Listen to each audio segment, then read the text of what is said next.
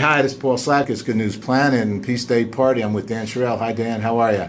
Doing well. Thanks for having me. Okay, Dan's part of the People's Climate March, PCM. That's going to be happening also on September 21st. And Good News is going to join in, and the Peace Day Party and our Peace Day Circle.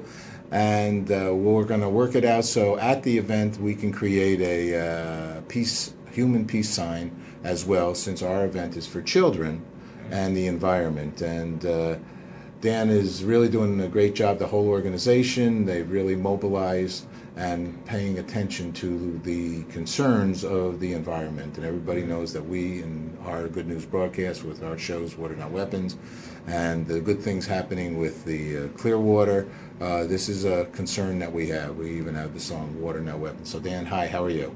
Doing great. All right, I talked a lot about us. Tell us a lot about you. So, my name is Dan. I am an organizer for the People's Climate March. Moved down to the city in June because I heard this was happening and I wanted to be a part of it. This is going to be the largest climate change and climate justice demonstration in history. And every movement in this country has had this moment where they've taken to the streets. The civil rights movement, the women's suffrage movement, the nuclear disarmament movement. This is that moment for the climate change and climate justice movement. And I think this is the fight of my generation. I'm facing a world when I am 50, 60, 70 that will look very, very different, a lot less stable and a lot less habitable than the world we live in today. That prospect makes me afraid, frankly, but I also think that climate change is a fantastic platform for hope and connection. Right, we're seeing so many movements joining on this march. Labor unions, faith communities, youth organizations, economic justice organizations, as well as the people with Good News Planet and the anti-war movement, who are realizing that climate change is yet another forcing that helps destabilize countries and precipitate humanitarian crises. We've seen this in the Horn of Africa, for example, when we talk about water, not weapons. Climate change has created century scale, as in like they're only supposed to happen once a century, has created that size droughts in the Horn of Africa many of the years for the past decade. It's essentially an emergency there at all time because our world is slowly warming up. That region, as people know, has inexorably destabilized, and Somalia especially has very little to no government, and there are a ton of weapons and a ton of rival factions competing for power. Essentially, this is an environmental forcing that has created a power vacuum in this country.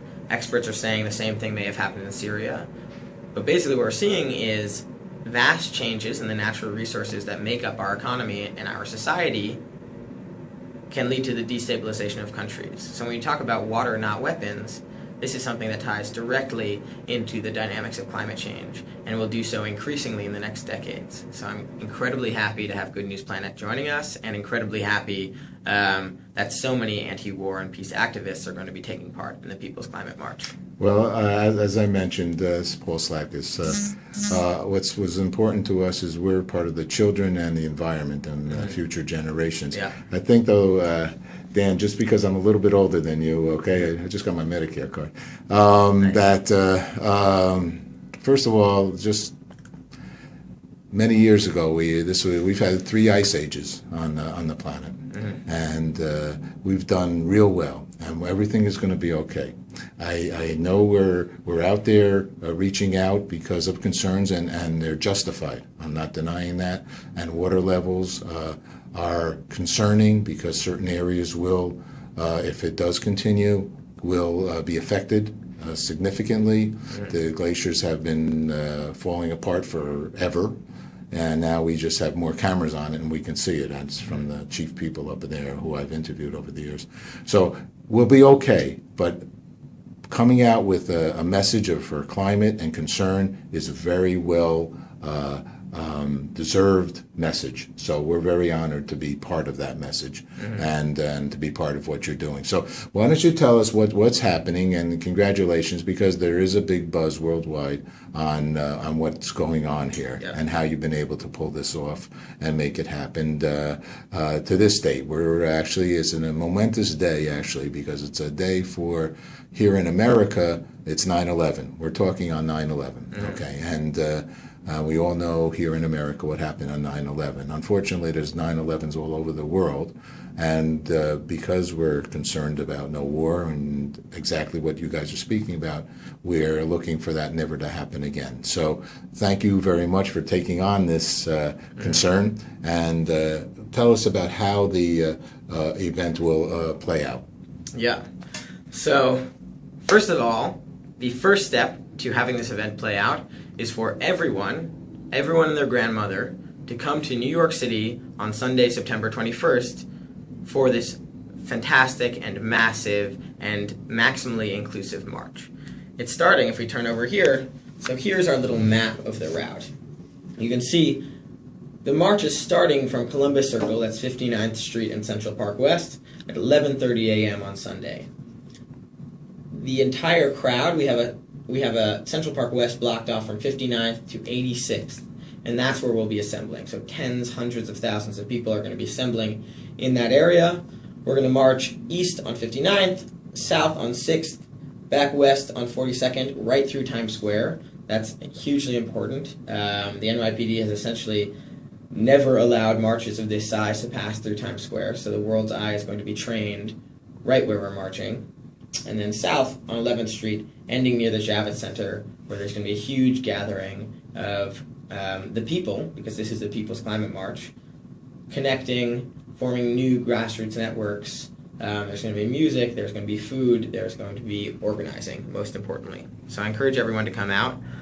And I encourage everyone to also remember what the stakes are here. You know, you said everyone's going to be okay, or we are going to be okay, and I think I want to tweak that statement a little bit.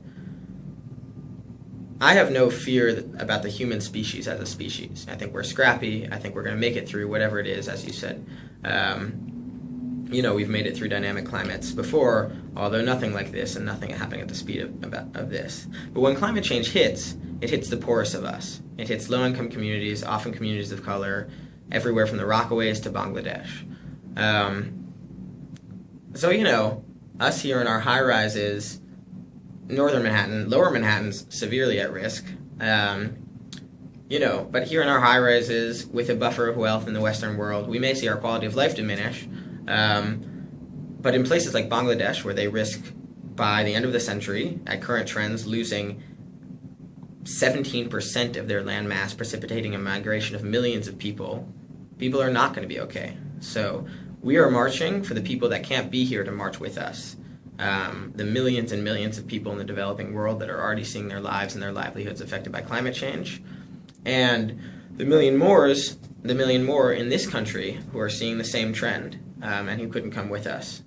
So this is a march in solidarity, and it's a march for the weakest of us and the poorest of us, who are often hit hardest but contribute least to the problem of climate change. You know, a lot of this also is about utilizing resources, and from fossil fuels, the stuff that's giving people asthma, the stuff that's actually literally hurting, whether you're rich or not rich, doesn't matter. It affects everybody. You know, just walk outside into the streets and we see, we see pollution, and pollution we know is not a good thing. We also know that digging up the planet Earth, every time you dig a little bit more out of the Earth, you change the makeup of the planet. And so there definitely are concerns here. You know, and so to raise the awareness, it's a good thing. In essence, everybody that's going to be coming to this march, if they're taking a car or something, we are all part of the solution and part of the problem, because there's very few of us that are living without, period, entirely without lights, without all the things that affect climate. Everything affects climate, even our human flatulence. we ourselves, human beings, are climate questionable. So it's all good, but it's the awareness that I'm encouraging and enthusiastic about what you guys are doing. Yeah. It's the awareness that there is a climate concern. It keeps building up. There is a climate need to pay attention to how many lights are on in a place, how many lights are off, and what we're doing for our next generation in this regard. Yeah, we need awareness, and then we need action. And I think that action is going to be, it's not going to come from our leaders. We've seen that already. Our political leaders have continued to stall on this issue, and certainly it's not going to come from the leaders of the large corporations that have a huge say in our government. It's going to come from the people rising up and making their voices heard, and that's what we're hoping to do on September 21st. Okay, two last questions. Yes. What's good news for you? Good news is seeing hundreds of thousands of people out in the streets of New York and motivated not by fear but by love for their families, for their futures, for the futures of their grandchildren, for the complexity and diversity of this planet, which climate change is putting at risk.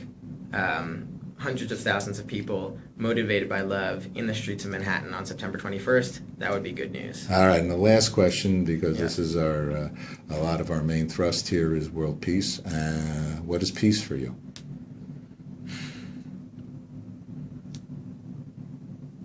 Peace is a world where we figured out how to use the limited resources of our planet, of this planet, such that everyone can have a fair share and nobody has more than their fair share. So I think, this is, the whole human species is a vast experiment, and for the last century, some argue it's been a self-destructive experiment.